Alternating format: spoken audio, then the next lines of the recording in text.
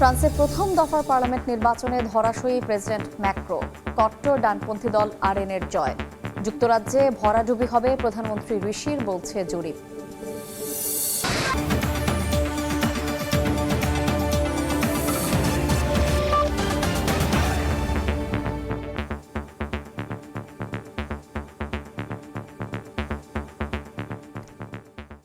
আন্তর্জাতিক সময়ের সঙ্গে আছি আমি শায়লা রহমান ইমা।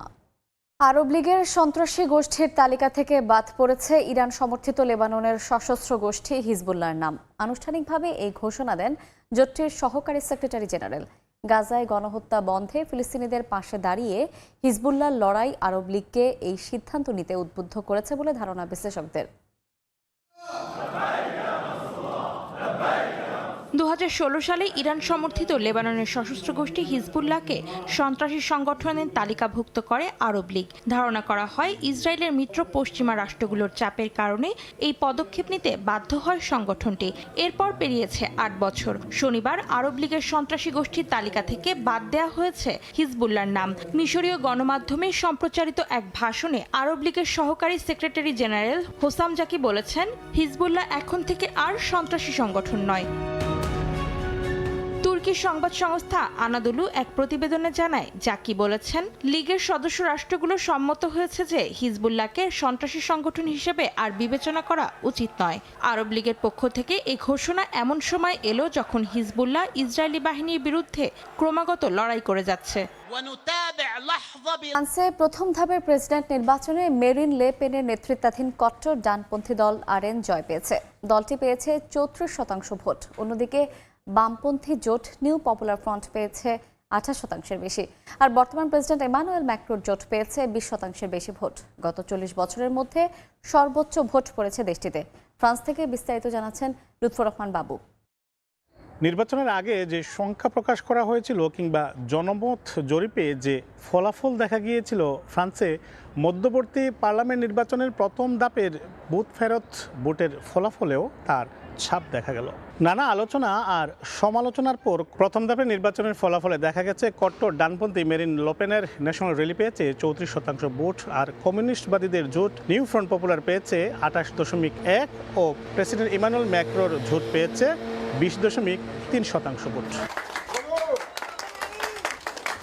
এদিকে ভোটের ফলাফলে হতাশা জানিয়ে সাধারণ মানুষ বলেছেন, কট্টর ডানপন্থী মেরিন লোপেনের ন্যাশনাল র্যালি যদি ক্ষমতায় আসে তাহলে তাদেরকে বর্ণ বৈষম্যের শিকার হতে হবে। আর তাই আগামী 7 জুলাই দ্বিতীয় ধাপের ভোটে মেরিন লোপেনের ন্যাশনাল র্যালিকে যেন রোকা হয়, সেজন্য সকল ভোটারদের প্রতি তারা আহ্বান জানিয়েছেন। আমাদের জন্য অনেক সমস্যা হবে, আমাদের বাচ্চা কাচ্চারা স্কুল কলেজে যেতে রাষ্ট্রজমের শিকার হবে এবং কাজে কর্মে আমাদের রাষ্ট্রজমা আসবে, সর্বত্র রাষ্ট্রজম আসবে। বাংলাদেশে যত ভোটার ভাই বোনদের প্রতি আমার অনুরোধ থাকবে, আপনারা মারি রোপণকে রুখে দেওয়ার জন্য যত চেষ্টা আছে ভোট দিবেন না। বর্ণ বৈষম্যের বিরুদ্ধে রুখে দাঁড়ানোর জন্য এই নির্বাচনে ভোট প্রদান করা খুবই গুরুত্বপূর্ণ।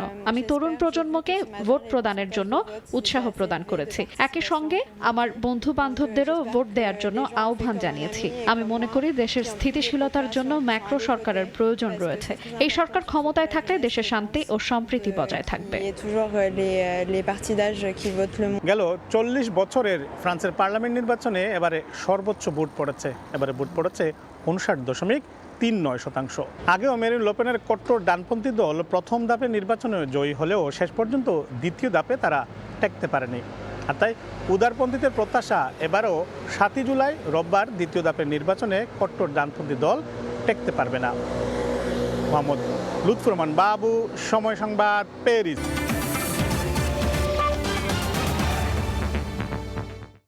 4 জুলাইয়ের ব্রিটিশ নির্বাচনে ভরাডুবি হতে চলেছে প্রধানমন্ত্রী ঋষি সুনাকের দল কনজারভেটিভ পার্টির। অন্যদিকে ঐতিহাসিক জনসমর্থন পেয়ে নির্বাচিত হতে চলেছেন লেবার পার্টির নেতা কিয়ার স্টারমার। নির্বাচন পূর্ববর্তী বিভিন্ন জরিপে এমন তথ্যই উঠে এসেছে।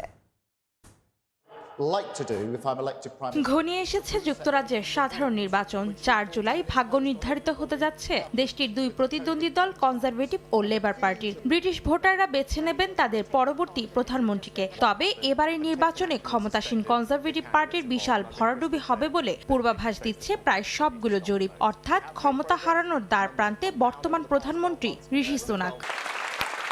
গেল 14 বছর ধরে যুক্তরাজ্যে ক্ষমতায় রয়েছেন কনজারভেটিভরা, কিন্তু তাদের দীর্ঘ শাসনে ভোটাররা যে অসন্তুষ্ট হয়ে উঠেছেন তা জরিপের পূর্বাভাসগুলোতেই যেন স্পষ্ট। জরিপ বলছে আসন্ন সাধারণ নির্বাচনে ঐতিহাসিক সমর্থন পেয়ে নির্বাচিত হতে চলেছেন লেবার পার্টির নেতা কেয়ার স্টারমার। বিপরীতে প্রায় 200 বছরের মধ্যে সবচেয়ে কম ভোট পেতে পারে ঋষি সুনাকের দল। যুক্তরাজ্য ভিত্তিক জরিপ সংস্থা ইউগভের সাম্প্রতিক বিশ্লেষণ বলছে পার্লামেন্টে 650টি আসনের মধ্যে 422 থেকে 456টি আসন পেতে পারে লেবার পার্টি। বিপরীতে বড় চ্যালেঞ্জের মুখে পড়তে পারে কনজারভেটিভ পার্টি। নির্বাচনে তারা 72 থেকে সর্বোচ্চ 140টি আসনে জয়ের দেখা পেতে পারে, যা তাদের বর্তমান আসন সংখ্যা থেকে অনেক কম। এদিকে ফ্রান্স ভিত্তিক জরিপ সংস্থা ইপসসের বিশ্লেষণ অনুযায়ী ব্রিটিশ নির্বাচনে 453 আসন জিতে ইতিহাস গড়তে চলেছে লেবার পার্টি। অন্যদিকে কনজারভেটিভরা পেতে পারে বড়জোর 115 আসন। এই পূর্বাভাস সত্য হলে 14 বছর পর ক্ষমতায় ফিরবে স্টারমারের দল। অন্তরা সেন, সময় সংবাদ। শুক্রবারের নির্বাচনী বিতর্কের পর থেকে 82 বছর বয়সী জো বাইডেনের বয়স এবং কর্মক্ষমতা নিয়ে জোরে সোরে প্রশ্ন উঠেছে। খোদ ডেমোক্র্যাট পার্টির মধ্যেই তার বিকল্পের খোঁজ চলছে বলে শুরু হয়েছে গুঞ্জন। প্রার্থী বদলের সম্ভাবনা নিয়ে আন্তর্জাতিক গণমাধ্যমে চলছে জোর আলোচনা। এর মধ্যে রয়টার্সের এক প্রতিবেদনে বর্তমান ভাইস প্রেসিডেন্ট কামালা হ্যারিস সহ আরও 4 রাজনীতিকের নামও প্রস্তাব করা হয়েছে। যুক্তরাষ্ট্রে 5 নভেম্বরের নির্বাচন সামনে রেখে অনুষ্ঠিত প্রথম টেলিভিশন বিতর্কে প্রতিদ্বন্দ্বী ডোনাল্ড ট্রাম্পের বিপরীতে প্রেসিডেন্ট জো বাইডেনকে অনেকটাই অসহায় মনে হয়েছে। স্মরণকালের তিক্ততম বিতর্কে নানা ইস্যুতে ট্রাম্পের সঙ্গে পেরে ওঠেননি বাইডেন। বিতর্কের ফলাফলে জয়ী হয়েছেন ডোনাল্ড ট্রাম্প। পুরো নির্বাচনী প্রচারণা জুড়ে বয়স নিয়ে বাইডেনকে খোঁচা দিতে ছাড়েননি ট্রাম্প। এই আগুনে ঘি ঢেলেছে শুক্রবার নিউ ইয়র্ক টাইমসের সম্পাদকীয়তে প্রকাশিত প্রতিবেদন। সেখানে বাইডেনকে প্রার্থিতা থেকে সরে যাওয়ার আহ্বান জানানো হয়। দোটানায় পড়েছেন ডেমোক্রেটিক পার্টির অর্থদাতারাও। অর্থের পর্যাপ্ত জোগান নিশ্চিত না হলে তা বাইডেনের নির্বাচনী প্রচারণায়ও প্রভাব ফেলবে। বার্তা সংস্থা এপির প্রতিবেদনে বলা হয়, খোদ ডেমোক্র্যাটদেরই অনেকে বাইডেনের বিকল্প চাইছেন। তবে আদৌ তারা এই বিকল্প নিশ্চিত করতে সক্ষম কিনা তা নিয়ে প্রশ্ন উঠছে। তারপরও জমে উঠেছে জল্পনা কল্পনা। এ বিষয়ে বার্তা সংস্থা রয়টার্স কথা বলেছে ব্রুকিংস ইনস্টিটিউশন থিঙ্ক ট্যাঙ্কের সিনিয়র ফেলো ইলাইন কামার্কের সঙ্গে। কামার্ক রয়টার্সের প্রশ্নের জবাবে বলেন, বাইডেনের বিকল্প হিসেবে কামালা হ্যারিস 1 নম্বরে থাকবেন, যদিও আইন অনুযায়ী দল সরাসরি ভাইস প্রেসিডেন্টকে প্রার্থী মনোনীত করতে পারবে না। কামার্ক আরও বলেন, বাইডেন প্রার্থিতা থেকে সরে দাঁড়ালে ক্যালিফোর্নিয়ার গভর্নর নিউসম, মিশিগানের গভর্নর গ্রেচেন হুইটমার, কেন্টাকির গভর্নর অ্যান্ডি বেশার এবং ইলিয়নের গভর্নর জেবি প্রিটস্কার নির্বাচনী দৌড়ে এগিয়ে আসতে পারেন। কিন্তু তারা এখনও সবাই বাইডেনকেই সমর্থন দিচ্ছেন, এমনকি নির্বাচনী প্রচারেও অংশ নিচ্ছেন। এছাড়া প্রার্থী হতে গেলে তাদের দলীয় প্রতিনিধিদের সমর্থনও জোগাড় করা লাগবে। তবে এই বিতর্কের জের ধরে যদি বাইডেন প্রার্থিতা থেকে সরেও দাঁড়ান, তাহলে তার জায়গায় নতুন একজনকে নির্ধারণ করার বিষয়টি হবে সময় সাপেক্ষ ও জটিল। এছাড়া আদৌ নিজের দুর্বলতা মেনে নিয়ে বাইডেন সরে দাঁড়াবেন কিনা তা নিয়েই প্রশ্ন রয়ে যায়। অধরা শ্রেয়সী অথই, সময় সংবাদ। পশ্চিমা সামরিক জোট ন্যাটোর আদলে এশিয়াতেও যুক্তরাষ্ট্র সামরিক জোট গঠনের পায়তারা করছে বলে অভিযোগ উত্তর কোরিয়ার সর্বোচ্চ নেতা কিম জং উনের। দক্ষিণ কোরিয়া, জাপান এবং যুক্তরাষ্ট্রের যৌথ সামরিক মহড়ার কঠোর সমালোচনা করে তিনি বলেন, ন্যাটোর এশীয় সংস্করণ তৈরি করতেই এই ধরনের উদ্যোগ নেওয়া হয়েছে।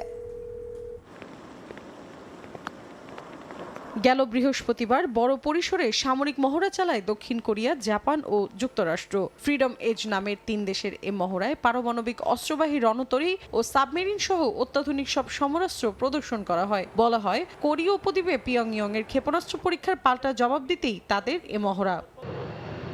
যুক্তরাষ্ট্র, দক্ষিণ কোরিয়া ও জাপানের ওই মহড়ায় বেজায় চটেছে উত্তর কোরিয়া। এর তীব্র সমালোচনা করে দেশটির সর্বোচ্চ নেতা কিম জং উন বলেন, পশ্চিমা সামরিক জোট ন্যাটোর আদলে এশিয়াতেও সামরিক জোট গঠনের পায়তারা করছে ওয়াশিংটন। তার অংশ হিসেবেই এই মহড়া চালানো হয়েছে। দক্ষিণ কোরিয়া ও জাপানকে পশ্চিমা সামরিক জোটের সদস্য করতে যুক্তরাষ্ট্র সর্বাত্মক চেষ্টা চালিয়ে যাচ্ছে বলেও দাবি করেন কিম। যুক্তরাষ্ট্রের এ ধরনের পদক্ষেপ কোনোভাবেই বরদাস্ত করা হবে না বলে সাফ জানিয়ে দেন তিনি। বলেন, আঞ্চলিক শান্তি প্রতিষ্ঠায় শক্তি প্রদর্শনের জন্য সবসময় প্রস্তুত উত্তর কোরিয়া। একই দিন দেশটির সর্বোচ্চ নেতা কিম জং উনের ছবি সংবলিত পিন পরেন প্রশাসনিক কর্মকর্তারা। পিয়ংইয়ং এর এক অনুষ্ঠানে কিম জং উনের উপস্থিতিতেই কর্মকর্তাদের এই পিন পরে থাকতে দেখা যায়। উত্তর কোরিয়ার সর্বোচ্চ নেতার ব্যক্তিত্ব ও বলিষ্ঠ নেতৃত্বের বহিঃপ্রকাশ করতেই এমন উদ্যোগ বলে মনে করেন সংশ্লিষ্টরা। মৌসুমী সাথী, সময় সংবাদ। দেখছেন আন্তর্জাতিক সময়। কুয়েতে বসবাসরত আকামাবিহীন অবৈধ প্রবাসীদের সাধারণ ক্ষমার মেয়াদ শেষ হলো 30 জুন। বাংলাদেশ দূতাবাসের তথ্য মতে 17 মার্চ থেকে 30 জুন পর্যন্ত এই সময়ে 4000-এর বেশি আউটপাস নিয়েছে অবৈধ প্রবাসীরা। এই সুযোগে দেশটিতে থাকা আকামাবিহীন অবৈধ প্রবাসীরা যাদের বিরুদ্ধে মামলা ছিল না তারা সহজেই কুয়েত ত্যাগ করতে পেরেছেন। 1 জুলাই থেকেই অবৈধদের ধরতে কঠোর অভিযানে নামবে কুয়েত প্রশাসন। অবৈধদের আশ্রয়দাতার বিরুদ্ধেও নেওয়া হবে কঠোর ব্যবস্থা। যুক্তরাষ্ট্রের প্রথম কোনো বাংলাদেশি হিসেবে একাই উড়োজাহাজ চালিয়ে সবাইকে অবাক করে দিয়েছে 16 বছর বয়সী এক কিশোর। স্থানীয় সময় রোববার সকালে লস অ্যাঞ্জেলেস হোয়াইটম্যান বিমানবন্দরে কয়েক দফা বিমান নিয়ে উড্ডয়ন এবং অবতরণ করে অনন্য দৃষ্টান্ত স্থাপন করেছে কিশোর আহনাফ আবিদ মাহির, যা দেখে উচ্ছ্বাস প্রকাশ করেন প্রবাসী বাংলাদেশিরা। লস অ্যাঞ্জেলেস থেকে লস্কর আল মামুনের রিপোর্ট। 9 বছর আগে বাবা মইনুল হক ও মা আয়শা রুমার সঙ্গে বাংলাদেশ থেকে বিমানে চেপে যুক্তরাষ্ট্রে অবতরণ করেন ছোট্ট আহনাফ আবিদ মাহির। সেই বিমানে চড়া থেকেই নীল আকাশে ডানা মেলে ওড়ার স্বপ্নটা তার। বড় ছেলের স্বপ্ন পূরণে এগিয়ে আসেন বাবা মা। পড়াশোনার পাশাপাশি তাকে ভর্তি করা হয় লস অ্যাঞ্জেলেসের একটি ফ্লাইং প্রশিক্ষণ কেন্দ্রে। সেখানে চলে দীর্ঘ প্রশিক্ষণকালীন প্রশিক্ষকের পাশে বসে বিমান চালালেও নিজের 16তম জন্মদিনে একাই বিমান নিয়ে আকাশে উড়াল দিয়ে সবাইকে তাক লাগিয়ে দেন স্বপ্নবাজ এই কিশোর। স্থানীয় সময় রোববার সকালে একাই উড়োজাহাজ নিয়ে বেশ কয়েকবার নীল গগনের সাদা মেঘের ভেলায় ভেসে আবার মাটিতে নেমে আসে মাহির। ছেলের আকাশে ভেসে বেড়ানোর স্বপ্ন পূরণ দেখে আনন্দে ভাসেন বাবা মা সহ বিমানবন্দরে উপস্থিত শুভাকাঙ্ক্ষীরাও। এটা আমার কাছে অনেক বড় পাওয়া। আমি আল্লাহর কাছে শুকরিয়া জানাই। আপনাদের সবার কাছে দোয়া প্রার্থনা করছি যাতে সে ভবিষ্যতে এটা ধরে রাখতে পারে। মাহির ফ্লাইট ইনস্ট্রাক্টর ছিলেন বাংলাদেশি ইলিয়াস খান। তিনি জানান, যুক্তরাষ্ট্রের ফেডারেল এভিয়েশন অ্যাডমিনিস্ট্রেশন FAA এর নিয়ম অনুযায়ী 16 বছরে পা রাখার দিন থেকে একা বিমান চালানোর অনুমতি নিয়ে সে বিমান চালিয়েছে। ফ্লাইট ইনস্ট্রাক্টরের বিশেষ লিখিত অনুমোদন সাপেক্ষে পরবর্তী 1 বছর যাত্রীবিহীন কেবলমাত্র প্রশিক্ষণ নেওয়া বিমানই চালাতে পারবে মাহির। এরপর 17 বছর পূর্ণ হলে প্রাইভেট পাইলট সার্টিফিকেট পাবে। তখন বাণিজ্যিক নয় এমন 1 ইঞ্জিন বিশিষ্ট বিমান চালানোর অনুমতি পাবে মাহির। ধাপে ধাপে হবে দক্ষ পাইলট। ওর যে স্কিল সেটা অ্যামেজিং। ও আজ থেকে আরো 6 মাস আগে থেকেই একা প্লেন চালানোর জন্য রেডি হয়ে বসে আছে, কিন্তু ওর বয়সের জন্য আজকের দিন পর্যন্ত আমাদেরকে অপেক্ষা করতে হয়েছে। আকাশ ভ্রমণের ভালো লাগাকে পেশা হিসেবে নিতে আগ্রহী মাহির জানান তার অনুভূতির কথা। আমার সোলো প্রথম একা, আমি সবারই থিঙ্কিং করতে চাই আর আমার জন্য দোয়া করেন আমি ফিল্ডে একটা ভালো ক্যারিয়ার পেতে পারবো, and I'm excited for what comes to the future. অনেক ভালো লাগছে প্রথম সোলো করতে, and I'm excited to have a career in this field. যুক্তরাষ্ট্রে প্রথম কোনো বাংলাদেশি হিসেবে মাহির এর সাফল্যে খুশি প্রবাসী বাংলাদেশিরাও।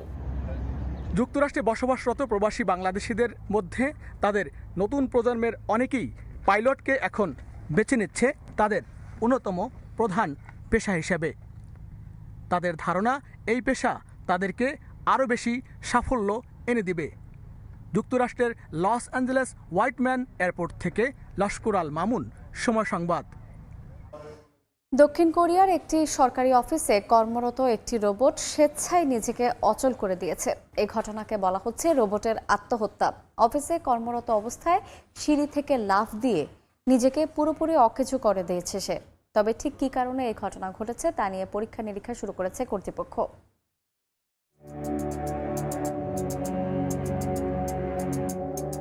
ভালো না লাগা কিংবা জীবনের প্রতি অনীহা মানুষের জন্য যেন স্বাভাবিক বিষয়। তবে এই ভালো না লাগার অসুখ হয়তো রোবটের ভেতরেও ছড়াতে পারে। সেটাও এমনই গুরুতর হতে পারে যে আত্মহত্যার পথ বেছে নেয় রোবটটি। এমনই বিচিত্র ঘটনা ঘটেছে দক্ষিণ কোরিয়ার নর্থ কিয়াংসাংয়ের গুমি এলাকায়। রোবটটিকে গুমি সিটি কাউন্সিলে সরকারি কর্মচারী হিসেবে মোতায়েন করা হয়েছিল। সে দৈনিক সকাল 9টা থেকে বিকাল 4টা পর্যন্ত কাজ করত। তার কাজ ছিল অফিসের বিভিন্ন নথিপত্র পরিবহন, দর্শনার্থীদের সহায়তা দেয়া এবং শহর সম্পর্কিত বিভিন্ন তথ্য প্রচার। এই নির্ভেজাল কাজ হয়তো একটু বেশি একঘেয়ে লাগছিল তার। রোজকার মতো অফিসে এসে কর্মরত অবস্থায় আত্মহত্যার পথ বেছে নিল সে। কাজ করতে করতে সিঁড়ি থেকে লাফ দিয়ে নিজেকে পুরোপুরি অকেজো করে দিল রোবটটি। সিটি কাউন্সিলের একজন কর্মকর্তা জানান, গত সপ্তাহে কাউন্সিল ভবনে ঘটনাটি ঘটেছে। এ সময় রোবটটিকে এক জায়গায় এমনভাবে ঘুরতে দেখা যায় যেন এর কোনো সমস্যা হয়েছে। এরপর এটি একটি সিঁড়ির উপর থেকে 2 মিটার নিচে পড়ে খণ্ড বিখণ্ড হয়ে যায়। যুক্তরাষ্ট্রের ক্যালিফোর্নিয়া ভিত্তিক একটি কোম্পানির তৈরি এই রোবটটি ঠিক কী কারণে এমনটা করেছে সে ব্যাপারে এখনও কিছু জানা যায়নি। রোবটের কয়েকটি যন্ত্রাংশ সংগ্রহ করে পরীক্ষা নিরীক্ষার কথা জানিয়েছে দেশটির এক কর্মকর্তা। অধরা শ্রেয়সী অথই, সময় সংবাদ। এই ছিল আন্তর্জাতিক সময়। এরপর সময় সংবাদের সঙ্গে থাকবেন সহকর্মী মাহাদি ইসলাম ধ্রুব। ইমা, আপনাকে ধন্যবাদ। সময় সংবাদ নিয়ে ফিরছি কিছুক্ষণ পর, সঙ্গেই থাকুন সময়।